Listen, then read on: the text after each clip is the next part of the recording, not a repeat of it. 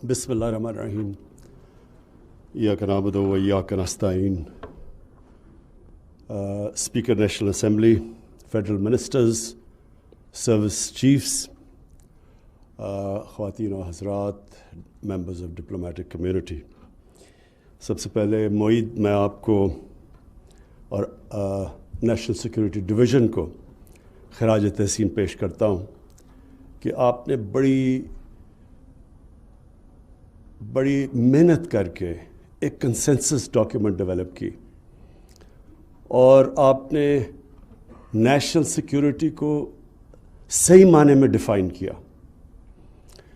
کیونکہ ہماری جو پاکستان کی ایولیوشن ہوئی وہ ایک بڑی انسیکیور انوائرمنٹ میں ہوئی اور ہماری جو نیشنل سیکورٹی تھی وہ ون ڈائمینشنل ہو گئی, اور انڈرسٹینڈبلی کیونکہ ہمارا ایک نیبر جو 7 گنا زیادہ بڑا تھا, تو اس میں جو یہ انسیکیورٹی آئی پہلے سے ہی, جو 1948 میں پہلی ان کے ساتھ کانفلکٹ ہوئی اور اس کے بعد 65 میں, تو وہ جو سارا ہمارا مائنڈ سیٹ تھا وہ صرف ون ڈائمینشنل تھا کہ ہمیں ملٹری سیکورٹی کی ضرورت ہے.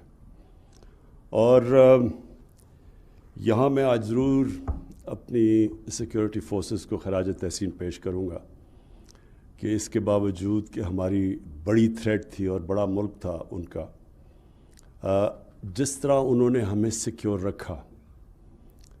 اور یہ جو ابھی ریسنٹلی بھی یہ جو وار آن ٹیرر ہوئی, اس کے اندر جو قربانیاں ہماری فورسز کی تھیں اور جس طرح انہوں نے پاکستان کو سیکیور کیا, آپ کو صرف مسلمان دنیا میں دیکھنا چاہیے کہ کس طرح کی آج بھی کس طرح کے ان کی تباہی ہوئی جو وہ سیکیور نہیں کر سکی ان کی سیکیورٹی فورسز اپنے ملکوں کو. اور آپ اوپر سے لیبیا سے شروع ہوں, صومالیہ, سیریا, افغانستان, بوسنیا سے شروع ہوا تھا 90s میں. تو ہم آج بڑے خوش قسمت ہیں کہ ہمارے پاس ڈسپلنڈ اور ویل ٹرینڈ سیکورٹی فورسز تھی جنہوں نے ہمیں سیکیور رکھا. لیکن آج معید آپ نے جو محنت کی, ساری قوم کا کنسنسس بنا کے ایک قوم کا آپ نے قبلہ درست کیا, ڈائریکشن دی ہے کہ سیکیورٹی کی بڑی ڈائمینشنز ہیں. اور اگر صرف ون ڈائمینشنل ہو تو ہمارے سامنے سوویت یونین کا ایک مثال ہے کہ دنیا کی سب سے تکڑی فورسز بھی ایک سوویت یونین کو اکٹھا نہ رکھ سکی. تو یہ جو آپ نے ایک آل انکمپسنگ ملٹی ڈائمینشنل جو سیکورٹی پالیسی دی ہے, یہ میں اب ہماری ساری کوشش ہے کہ جو ہماری ساری گورنمنٹ ہے, پبلک ہے, وہ سب ایک ڈائریکشن میں جائے. اکانومی, اگر آپ کی اکانومی صحیح نہیں ہے تو آپ اپنے آپ کو سیکیور دیر تک کر ہی نہیں سکتے. اگر آپ کی اکانومی کی یہ حالات ہیں کہ ہر تھوڑی دیر کے بعد آپ کو IMF کے پاس جانا پڑتا ہے, تو اس کا مطلب آپ کی سیکیورٹی متاثر ہوگی. اور اس کی وجہ کیا ہے کہ کبھی بھی ایک کوآرڈینیٹڈ نیشنل سیکیورٹی کا ہمارا کانسیپٹ نہیں آیا. اور اکانومی کے اندر بھی کبھی بھی یہ سمجھ نہیں آئی کہ ہم نے اپنے آپ کو اکنامکلی سیکیور کرنا کیسے ہے. گروتھ ریٹ ہماری اوپر جاتی تھی, کرنٹ اکاؤنٹ ڈیفیسٹ ہو جاتا تھا. کرنٹ اکاؤنٹ ڈیفیسٹ ہوتا تھا, روپے پہ پریشر پڑ جاتا تھا. روپے جب نیچے جاتا تھا IMF کے پاس جانا پڑ جاتا تھا. اور جب بھی آپ IMF کے پاس جاتے ہیں, IMF کے پاس اس لیے جاتے ہیں کہ آپ مجبور ہیں to go to the bank for the last resort. جو آخر میں آپ کی مدد کرنے والا ہے وہ IMF رہ جاتا ہے, جو سب سے سستے قرضے دیتا ہے آپ کو. تو آپ کی مجبوری ہو جاتی ہے, لیکن ان کی آپ کو شرائط ماننی پڑتی ہے. اور جب آپ شرائط ان کی جو مانتے ہیں, تو پھر آپ کا کہیں نہ کہیں آپ کی سیکیورٹی کمپرومائز ہوتی ہے. سیکیورٹی ناٹ نیسسریلی آپ کی جو سیکیورٹی فورسز ہیں, سیکیورٹی میننگ کہ آپ کے لوگوں کے اوپر آپ کو بوجھ ڈالنا پڑتا ہے، اور جو آپ کی سب سے بڑی سیکیورٹی ہوتی ہے جب آپ کی عوام آپ کے ساتھ کھڑی ہو جاتی ہے، وہ ایکچوئل آپ کی سیکیورٹی ہے. جب آپ کی عوام سٹیک ہولڈرز بن جاتی ہے ایک ملک کو بچانے کے لیے. تو اس لیے یہ جو کانسیپٹ اب آپ نے دیا ہے انکلوسیو گروتھ کا، کہ ہم جب تک ایک قوم بحیثیت قوم ڈیولپ نہیں ہوں گے، ہم اگر ایک ہی سیکشن ڈیولپ ہو جائے گا یا کانسیپٹ امیر ہو جائے اور عام لوگوں کی زندگیوں میں فرق نہ پڑے، وہ قوم ہمیشہ انسیکیور رہے گی. سیکیورٹی تب ہوتی ہے جب ایک انکلوسیو ڈیولپمنٹ سب سمجھتے ہیں کہ ہم اس قوم کا حصہ ہیں. تو یہ جو آپ کا جو کانسیپٹ ہے انکلوسیو گروتھ کا، یہی جب میں مدینہ کی ریاست کی بات کرتا ہوں تو وہ پہلی دفعہ یہ کانسیپٹ آیا تھا انکلوسیو گروتھ کا. انہوں پہلی دفعہ دنیا کی تاریخ میں فیصلہ کیا گیا کہ ہر کمزور طبقے کی اسٹیٹ ذمہ داری لے گی. جو کانسیپٹ ویلفیئر اسٹیٹ کا آج ہے، جو میں سمجھتا ہوں کہ اسکینڈینیوین ملکوں میں، دنیا میں اگر وہ اسلامک کانسیپٹ ہے ویلفیئر کا، وہ سب سے زیادہ جو میں نے دنیا دیکھی ہے اسکینڈینیویا میں ہے.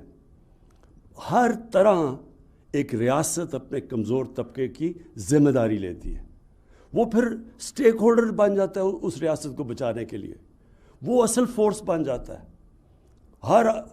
ہر شہری پھر اس ریاست کو بچانے کی کوشش کرتا ہے. آپ اگر انکلوسیو اسٹیٹ کا دیکھنا چاہتے ہیں سیکیورٹی اور انسیکیورٹی، تو صرف ہندوستان کی تاریخ دیکھ لیں. جب بھی وہ اوپر افغانستان سے وہ نکلتے تھے تو وہ سیدھے جا کے پانی پت پہ لڑائی ہوتی تھی، اور کوئی راستے میں ریزسٹنس نہیں ہوتی تھی. اس کی وجہ کیا تھی کہ فیوڈل سسٹم تھا.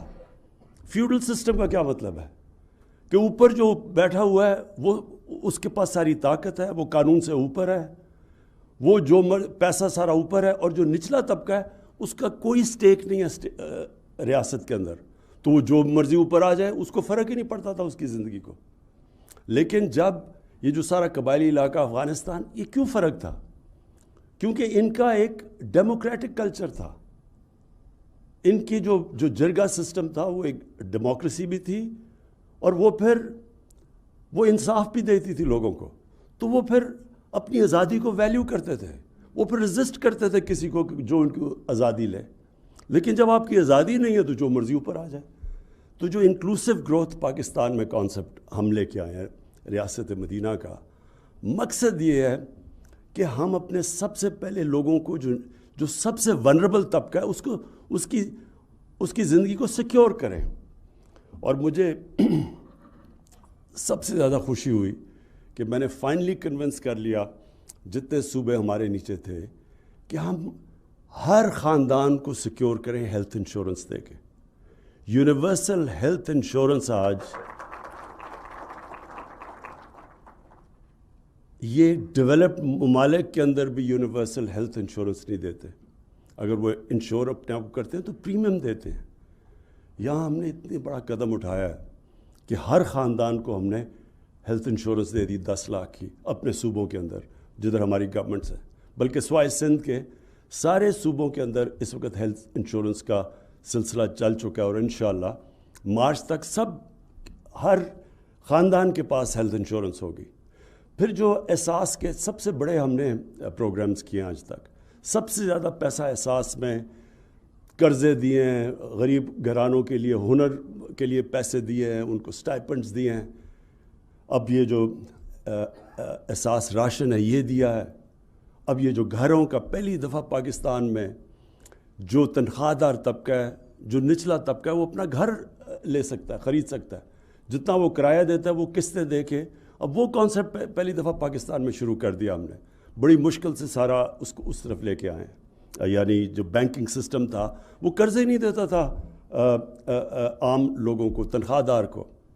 ہمارے میں پاکستان میں 0.2% مورگیج فائنینسنگ تھی.